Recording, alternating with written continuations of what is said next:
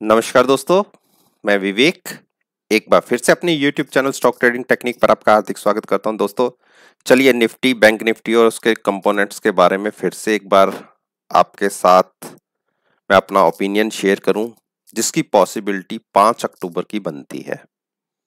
Past performance तो आप मेरी पिछली वीडियो के साथ थर्सडे के सेशन को एनालाइज कर सकते हैं, जिसका लिंक मैंने नीचे डिस्क्रिप्शन बॉक्स में दिया हुआ है। तो चलिए सबसे पहले मैंने निफ्टी 50 का चार्ट स्क्रीन के ऊपर लगाया है। देखिए क्लोजिंग कैसी आई। जो जो सबसे क्रूशियल प्राइस था 11300, इसको क्रॉस जब हुआ और इसके ऊपर की क्लोजिंग, मैंने अपनी पिछली वीडियोस में बोला था कि 375 का टारगेट उसके बाद हम बहुत जल्दी अचीव करेंगे। हम खुले ही तकरीबन इसके ऊपर और वो प्राइस हमने नीचे की तरफ ब्रेक नहीं किया और क्लोजिंग आई हमारी स्लाइटली सी 395 के आसपास की। ये मैं बात कर रहा हूं फ्यूचर्स की फ्राइडे क्लोजिंग की, जबकि हमारे यहाँ हॉलीडे था, लेकिन निफ्टी फ्यूचर्स ट्रेड करता रहता है 24 आवर्स। तो ये मैं फ्राइडे के फ्यूचर्स की बात कर रहा हूं जो 393 पर क्लोज हुआ और जिसकी ओपनिंग थी तकरीबन 454 की। यानी 375 से लेके 475 का जो एक ट्रेडिंग रेंज था, ऊपर की तरफ भी 475 हमने टच कर दिया, लेकिन क्लोजिंग हमें 475 के ऊपर की नहीं मिली। लेकिन 375 अभी तक हमने फ्राइडे के क्लोजिंग बेसिस तक भी होल्ड किया है, इसलिए ये एक स्ट्रॉन्ग सपोर्ट है। जब तक प्राइस इसके ऊपर है हमें घबराने की जरूरत नहीं है। लेकिन किसी को भी मंडे में ट्रेडिंग व्यू जनरेट करना है तो वो प्राइस फिर से 11375 ही होगा नीचे के लिए स्टॉप लॉस के लिए। और इसके ऊपर अगर हम ओपन होते हैं, कंटिन्यूस ट्रेड करते रहते हैं, तो आप बाइंग करिए। जब तक 375 के ऊपर प्राइस है, शॉर्ट पोजीशन नहीं सोचनी। शॉर्ट पोजीशन सोचना है हमें जब तक 11,300 को ब्रेक नहीं करेगी। इसके बीच के जो 75 पॉइंट्स है उसमें कोई ट्रेडिंग व्यू नहीं बनता। अगर 375 ब्रेक कर भी दे तब भी शॉर्ट नहीं बनाना, शॉर्ट 300 के नीचे जाकर बनाना है। तो हाँ, करंट प्राइसेस से 375 से जब तक ऊपर है आप बाइंग में पोजीशन ले सकते हैं। तो मैंने अपना आपको दोनों तरफ का व्यू जनरेट कर दिया। देखिए यहां एक क्रॉसओवर होते होते रह गया थोड़ा सा, तो कोई बात नहीं। ये MACD क्योंकि इंडिया के हिसाब से चलती है तो इसमें अभी क्रॉसओवर दिख रहा है। तो अब हम बात करते हैं बैंक निफ्टी। देखिए बैंक निफ्टी की क्लोजिंग बहुत अच्छी आई है।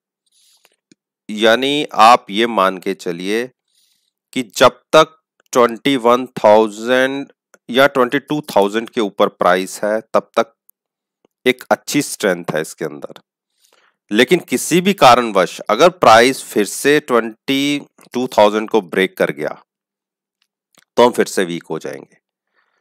देखिए जहां से हमने रिवर्सल लिया उसका तकरीबन यहां से हमने गिरना शुरू किया था और उसके तकरीबन मिड पॉइंट 20,500 के आसपास बनता है।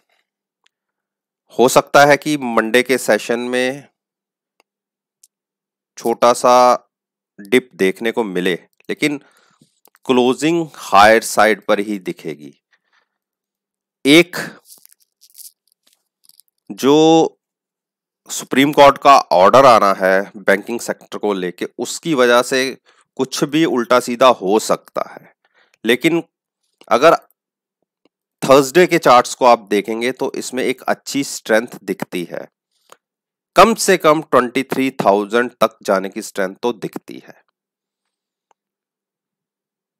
नीचे की तरफ अभी हम बात नहीं करेंगे। नीचे की तरफ की मैंने आपकी बात कर दी कि जब तक शॉर्ट पोजीशन इसमें तब दिखेंगी जब 21,000 650 को नीचे की तरफ ब्रेक करेगा। तब तक चाहे 100 पॉइंट का डिक्लाइन दिख जाए, 200 का दिख जाए, लेकिन बाइंग नहीं बनती, ओ सॉरी सेलिंग नहीं बनती तब तक। इसके ऊपर प्राइस है तो हम बाइंग करके ही अपनी पोजीशन को होल्ड करेंगे।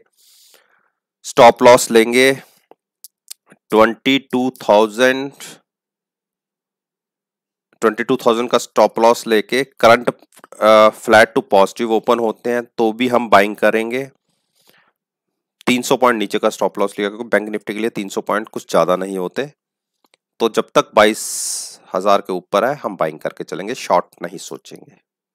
तो चलिए अब इसके कुछ रिलेटेड कंपोनेंट्स हैं, जरा उसकी भी बात कर लें। सबसे पहले मैं रिलायंस की बात करता हूँ, उसको इसका मेरा दिमाग से रोज फिसल जाता है। तो देखिए रिलायंस की क्लोजिंग थोड़ी सी वीकर साइड पर है, और इसको कैसे हम ट्रेड ले सकते हैं, इसकी ट्रेडिंग स्ट्रेटजी ये, इसकी क्लोजिंग आई है 2240, 36-37 के आसपास है। तो 2250 का स्टॉप लॉस लेके किसी को शॉर्ट पोजीशन बनानी है तो आप बना सकते हैं। उस केस में आपको जो नीचे तकरीबन 20-30 पॉइंट नीचे की तरफ मिल सकते हैं, और वो भी ब्रेक हुए तो हम 2185 तक गिर सकते हैं। स्टॉप लॉस मैंने बता दिया केवल 20 रुपए ऊपर का, लेकिन 20 रुपए ऊपर का अगर स्टॉप लॉस 2250 के ऊपर प्राइस क्रॉस होता है तो आप शॉर्ट पोजीशन से एग्जिट हो जाइएगा, तो बाइंग में बैठिएगा। HDFC बैंक एक बुलिश क्रॉसओवर इसने नीचे से दिखाया है, आप देखिए यहां से मिल गया हमें बुलिश क्रॉसओवर, और एक बड़ी स्ट्रेंथ ऊपर की तरफ इसमें दिख सकती है। प्राइस 1150 तक की जाने की क्षमता रखता है। तो मंडे के लिए तो मैं कहता हूं कि आप सारे बैंकिंग सेक्टर को अवॉइड कीजिए, क्योंकि एक सुप्रीम कोर्ट का बड़ा क्रूशियल डिसीजन है, वो किस तरफ आएगा, पॉसिबिलिटी कैसी है, एक बड़ा जंप या डाउन साइड का देखने को मिल सकता है। तो उसी हिसाब से आप अपनी पोजीशंस बनाइएगा। तो जब तक प्राइस 1070 के ऊपर है घबराने की जरूरत नहीं है, आप बाइंग करके चल सकते हैं। लेकिन 1070 ब्रेक होते ही आप अपनी बाइंग पोजीशन से एग्जिट होकर, अगर शॉर्ट नहीं भी बनानी तो कम से कम एग्जिट हो जाइएगा। शॉर्ट अभी हम नहीं सोचेंगे। इंडस बैंक ने देखिए कितनी बड़ी कैंडल जनरेट किया, 541 से सीधी 593। बाइंग क्राइटेरिया 580 का स्टॉप लॉस लीजिए, 593 जो भी प्राइस क्लोज हुआ है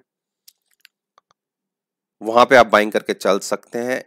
अभी इतनी बड़ी जो शॉर्ट्स बने हैं, तो देखिए यहां से अभी सिग्नल हमें बाइंग साइड का मिला नहीं है, अभी भी हम नेगेटिव टेरिटरी में RSI में ट्रेड कर रहे हैं, लेकिन DMI ने इंडिकेशन दे दिया है, तो आप बाइंग कर सकते हैं इसके अंदर 580 का स्टॉप लॉस लगा के।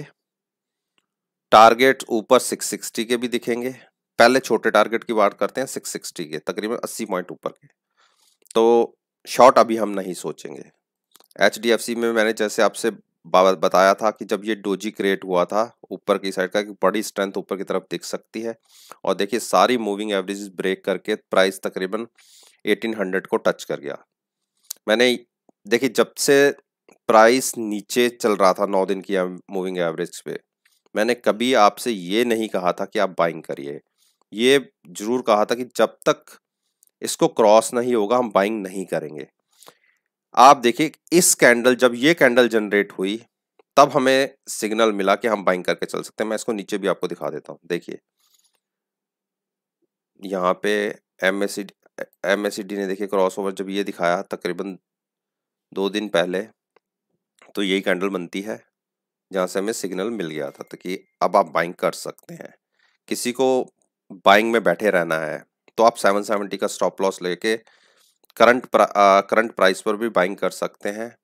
जो 1-2 हर्डल्स थी वो क्रॉस हुई हैं, यानी जितनी मूविंग एवरेज थी सारी क्रॉस हो गई। अब यहाँ से एक बड़ी जर्नी की शुरुआत ऊपर की तरफ दिख सकती है। हम पहले 1825 1825 की बात करेंगे, और ये भी क्रॉस होता है तो 1860 की बात करेंगे तो दोनों प्राइसेस आपको बहुत जल्दी देखने को मिल सकते हैं। बहुत शॉर्ट्स बने हुए थे, कवर होंगे तो प्राइस ऊपर तक जाएगा। शॉर्ट मत सोचिएगा, कम से कम जब तक प्राइस 1725 तक है, इसके बाद जब प्राइस नीचे जाएगा तब हम सोचना शुरू करेंगे कि हमें शॉर्ट लेनी है या नहीं।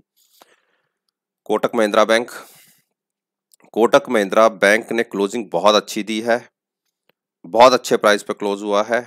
आप बाइंग कर सकते हैं स्टॉप लॉस लेके 1300 का, पहला टारगेट 1325 और उसके ऊपर का टारगेट 1360 का। शॉर्ट नहीं सोचेंगे, शॉर्ट सोचेंगे जब प्राइस नीचे 1280 ब्रेक करेगा। आईसीआईसीआई बैंक, बहुत अच्छी क्लोजिंग, सारे बैंकिंग सेक्टर की क्लोजिंग बहुत अच्छी आई है। 365 का स्टॉप लॉस लेके आप करंट प्राइस पे भी बाइंग करके चल सकते हैं। टारगेट 377 और 377 अगर ब्रेक हो जाते हैं तो हम 395 और 410 के भी टारगेट इजीली देख सकते हैं। शॉर्ट हम सोचेंगे 360 ब्रेक होने के बाद, अभी शॉर्ट की बात नहीं करेंगे। एक्सिस बैंक, देखिए कितनी बड़ी मूव, 448 की मूव, सारी प्राइसेस को क्रॉस करने के बाद मूविंग, यहाँ से भी एक बाइंग का सिग्नल मिल चुका है और इसमें भी हम बाइंग करके चल सकते हैं। स्टॉप लॉस लीजिए 440 का, 445 के ऊपर प्राइस निकल चुका है और यहाँ से बाइंग बनती है। फ्लैट टू पॉजिटिव ओपन होने पर भी जब तक 440 के ऊपर प्राइस बना हुआ, बाइंग में बैठिए। टारगेट इसमें दिखेंगे 480 के। प्राइस जब 431 को नीचे की तरफ ट्रेड करना शुरू करेगा तब हम शॉर्ट की तरफ सोचेंगे। अभी फिलहाल बाइंग की तरफ ही हमें अपनी पोजीशन क्रिएट करनी है। एसबीआई, एसबीआई ने तो अभी सिग्नल जनरेट किया है, देखिए जिस सिग्नल जनरेट करने की कोशिश कर रहा है और हम इसमें ट्रेड, मैं अपनी लंबी पोजीशन यानी देर तक जिसको मैं महीने 2 महीने कैरी कर सकूं, वो पोजीशन वो प्राइस होगा 494 का। उसके ऊपर ट्रेड करता रहे और क्लोजिंग मिल जाए तो एक बड़ा जंप 210 तक का जंप आप देख सकते हैं। 192 को तो इसने टच कर दिया, अब रह गई बात 195 की। 195 के ऊपर जाने पर कम से कम शॉर्ट मत कीजिएगा, लेकिन हाँ अगर प्राइस नीचे की तरफ 187 फिर से ब्रेक करता है, देखिए अब इस टेरिटरी से निकल के अब ये ऊपर वाली रेंज में आ गया है, यानी जो 187 से लेके 197 वाला जो दायरा है अभी उसके अंदर क्लोजिंग दी है, तो अब इसका दायरा ये हो गया है। नीचे की रेजिस्टेंस आपको इसको मिलेगी 187 पे। तो जब तक नीचे की फिर से ब्रेक करके ट्रेड करना शुरू नहीं करता कम से कम 185 तक, तब तक आप शॉर्ट की मत सोचिएगा। क्लोजिंग ठीक क्लोजिंग आई है, 9 दिन की मूविंग एवरेज के ऊपर अच्छी क्लोजिंग मानी जा सकती है। अब यहां से जर्नी 197 तक की देखने को मिल सकती है। तो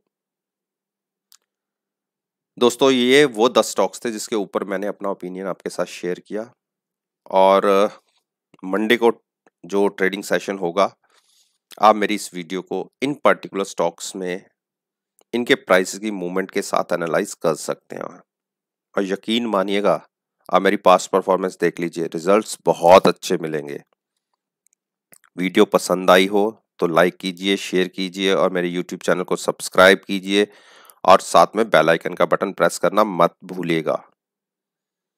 और मेरी आपसे विनती है कि मेरी इस वीडियो को केवल सीखने के पॉइंट ऑफ व्यू तक ही सीमित रखिए। मैं कभी नहीं कहता कि आप मेरी वीडियो को देखकर मार्केट में कोई पोजीशन क्रिएट करें। तो चलिए इसी बात के साथ मैं आपसे विदा लेता हूं और एक नई वीडियो के साथ फिर से आपके सामने आऊंगा। तब तक के लिए धन्यवाद, take care and have a nice day.